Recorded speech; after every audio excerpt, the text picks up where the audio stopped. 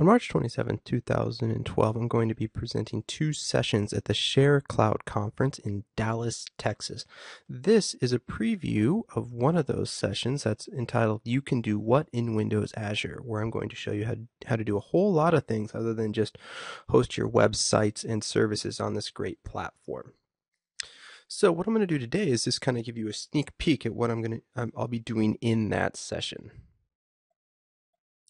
Okay, so what I have here is a Windows Azure project in Visual Studio, and that project has associated with it one web role. It's just an MVC web role, and all it does is connect to a local database, a SQL Express database on my machine, and list out the contents of one table. I think there's about 10 records or so. So the first thing I'm going to do is I'm going to run this locally in the emulator to kind of just show you what's going on. So wait for a moment here. The emulator's spun up. We're just waiting for this quick deployment to happen. Here we go.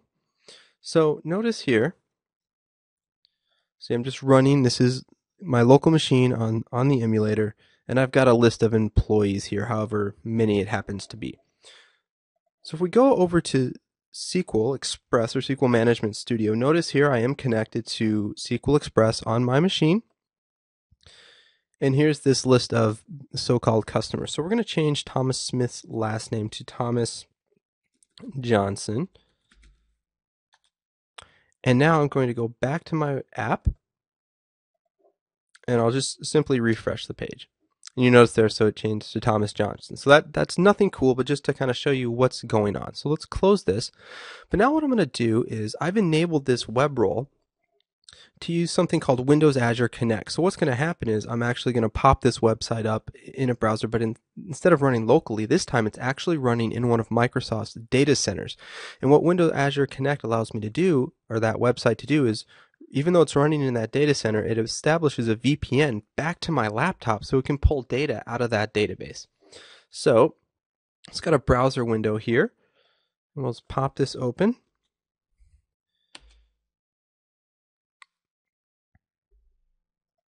Now notice, I'm running at sharecloudpreview.cloudapp.net. So that is the name of the hosted service I set up in Azure. And you'll see here, it actually pulled up Thomas Johnson as an employee. So just to show you that it is working, let's go back to Management Studio and let's change Thomas Johnson's name. Well, let's go to Thomas, about Tom Smith. Commit the change, go back to the website, refresh. Now notice there is a bit of latency there because it has to go from the data center, which happens to be in Chicago, back down to my laptop.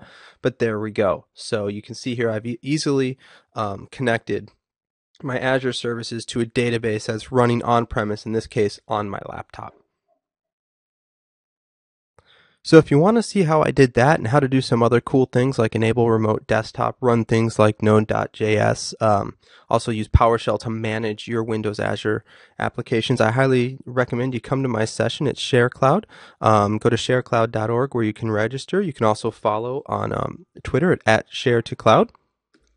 My company, RBA Consulting, you can find out more information about us at info@rbaconsulting.com. Follow us on Twitter at RBA Consulting, as well as our website, rbaconsulting.com. Personally, if you want to send me an email, feel free to do so. You can find me at Adam.Grocholski at RBA Consulting.